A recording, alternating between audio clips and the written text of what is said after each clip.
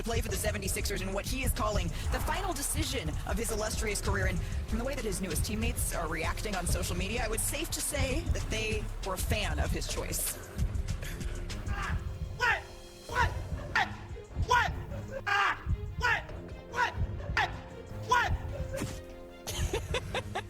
Well, there's that from Tyrese Maxey, right? Clearly fired up. And then VJ Edgecombe, on the other hand, he's just smiling through it all. He can't believe that this is his life. I love it. So it's all happening right in Philadelphia right now. In this offseason, the 76ers, they became the first team in NBA history to add multiple former Finals MVPs. Jaylen Brown, of course, in 2024, and then LeBron on 4 different occasions with the Heat, the Cavaliers, and the Los Angeles Lakers. And Philly is likely to have a starting 5 where all 5 players average 15 or more for their careers. It's the 3rd time since the merger that this has happened. We're looking at KG, Pierce, and the Nets in 2013-14, and then the 76-77 Celtics. As for LeBron James, he's looking to become the first player in league history to win an NBA title with 4 different franchises. He's currently one of 4 players to win with 3, along with Robert Horry, John Salley, and our very own Danny Green. So let's get into the basketball of it all with Kendrick Perkins, Brian Windhorst, and Monica McNutt joining me here in Chicago. And Monica, you just came from covering a champion that came out of the Eastern Conference in the New York Knicks. That is exactly why LeBron James said he wants to join the 76ers, but realistically, there's 4 different guys that this offense could run through. So what are the 76ers at their best, do you think? Well, I still think, as excited as we are about LeBron James, y'all,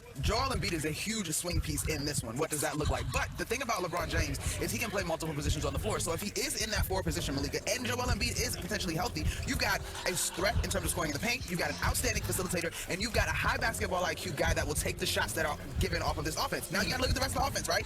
The speed of Edgecombe and Maxey already made this Philadelphia 76ers squad more dangerous than I think people were prepared for this past season. Yep. They're only gonna take a step forward. And then you look at what Jaylen Brown has done in his previous role with the Celtics team that most people thought did not have the adequate amount of talent to compete in the East, and what he was able to do. So I think, to me, the elements of this team that make them most dangerous is that they will be able to both play fast and a powerful style of basketball, given how healthy they can be. And we've seen LeBron James adapt to so many teammates at this point in his career. But I just think if he does play that 4, and he obviously can play multiple positions, he will be one of the most versatile 4s with the most dangerous supporting cast around him, I think, in the Eastern Conference. That's very, very true. Brian, what do you think of this?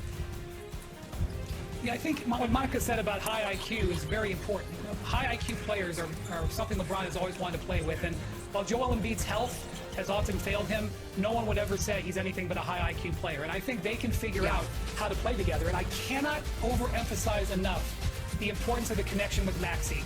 When you're going into a situation where there's not going to be clearly defined roles, and you're not going to be sure how it might work with Jaylen Brown, and you know, VJ Edgecombe's still finding his way in the league, the connection with the point guard is vital. These are 2 guys who have spent a lot of time together through Clutch Sports. LeBron was part of the recruitment process of him to Clutch Sports back when he was in high school and in college. All of these things are major factors. The Maxey factor of this cannot be understated. And when I compare it to the Harden decision, it's not comparing Harden and Maxey as players, but the comfort level with Maxey is clearly deeper than the comfort level with Harden. And I honestly believe that was part of it. And so, do I know how this team is going to play today? No. Does Nick Nurse know how this team is going to play today? No. But are you going to bet on the connection between Maxey and LeBron? It's a reasonable thing to bet on. I mean, let me just keep it real. The Philadelphia 76ers with LeBron James can win a championship this year with this roster. Like, the one thing we talk about, high IQ guys, yeah, that's one thing, but LeBron James loves to play with a bunch of dogs. If you go and you check his history of the teams that he won a championship with, they had dogs. And this is what the Philadelphia 76ers, this is what they have. And when you look at LeBron over the past few years, think about this. He's been asked to do a lot of different roles, offensively and defensively. We saw him with the Lakers. He was asked in the playoff series to play the center position. And guess what? He actually did a damn good job doing it. And so when you think about the top dog, the defending champs, the New York Knicks, if they happen to get there and match up in the playoff series, LeBron James has no problem with guarding Karl Anthony Towns. Matter of fact, you can go check the numbers and go look at, LeBron James and his matchup against Towns when he had to defend him, and he's done an outstanding job. So you think about Wade that came from Cleveland. Like, they have so many ways they could mix it up,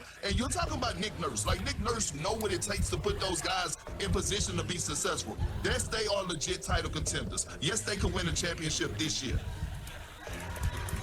Perk, listen, I'm glad you brought that up because I've been thinking about it myself as well. And the Towns and the Anunoby of it all, just let's go with the defending champs because they are the defending champs. Versus this Sixers squad, Malika, it is really interesting. And as much as the Knicks were sort of built to chase the former Boston Celtics, the way that they are constructed now puts them in a position where they could end up defending, like Perk said, a Philadelphia 76ers team that will be very formidable. History says that LeBron James tends to win his titles in the second year when he joins a franchise, Brian. But when you look at the amount of time, he doesn't have that much time left. 2 years might be all that we're looking at in his career, and he wants to go and he wants to win now.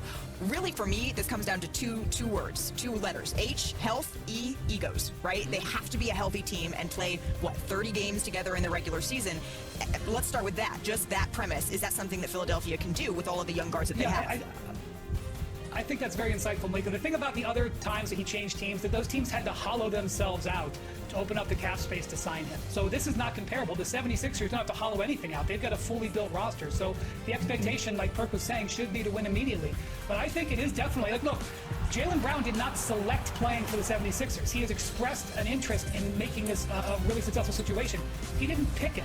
So to me, one of the key things I'm interested now in is the Jaylen Brown fit. We may all be paying attention to how LeBron fits because he's one of the greatest players of all time. But to me, the work that the 76ers have to do now is with Jaylen Brown and explain to Jaylen Brown what his role is. Perk, don't give me that face like that. Fix your face, as you would say. This is the guy who was sixth place in MVP last year. This is the guy who carried his team. I think they got to worry about making Jaylen Brown comfortable right now more than anything. But I think we're Jaylen Brown is at a space right now where he wants to make the Celtics look stupid. And by doing that is bringing a championship to Philadelphia. And I go back to Jaylen Brown. Yes, we saw him last year. Yes, we saw him showing the world that he actually could be a number one option. But then go back to his championship years, right? His championship year. He shared the floor with Jason Tatum, Drew Holiday, Derek White, Kristaps Porzingis, and he found a way and he sacrificed. And think about why he won Finals MVP that year. Him and Jason Tatum numbers were pretty similar in the finals. The separation part of it is that it's a reason that we call Jaylen Brown one of the better two-way players in the game because he's able to affect the game defensively. He had Luka looking crazy is why the Dallas Mavericks departed from him. So again, I'm not worried about Jaylen Brown buying in. Yeah. We're talking about a champion. We're talking about a guy that knows what it takes, and he wants to make his former team that just gave up on him look crazy. How do you do that? By sacrificing and bringing the championship to their rivalry in Philly. Yeah, and I think, Wendy, this is maybe where word choice becomes a thing because you're right. This is a new situation for Jaylen Brown, but I think at this point in his career, right, to your point, you didn't have to hollow out this roster to get LeBron James. He, in my mind, and I could be wrong, how do I take what is here and get them over the top, right? And so I think if I'm the Sixers, I'm looking at the guys that potentially are going to be with me